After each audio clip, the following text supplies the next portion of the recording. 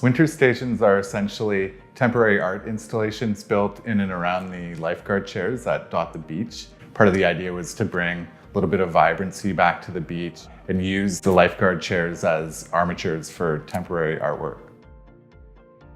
Every year we have a different theme that we ask the artists to respond to with their installations. This year's theme was migration.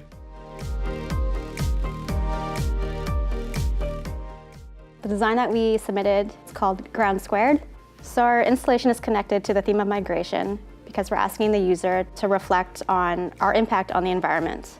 Because we're using plastic, it's kind of a representation of our throwaway culture. The fact that it's affecting climate change. In the future, it will lead to environmental refugees. And by moving throughout the space, the user is interacting with the new ground that we've created. It's kind of our hope that people will think about this when they're moving throughout the space.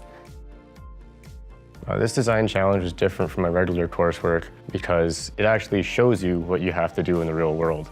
You're not working in a classroom with groups, you're working with groups out in the field.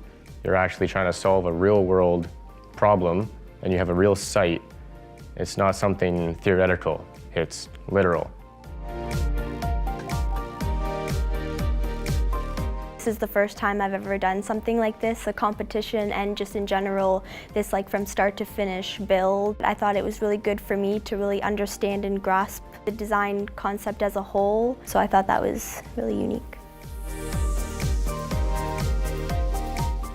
This experience has bettered me for my future career because our team had a bunch of different students from different programs. We had interior design, industrial design, and architectural technology.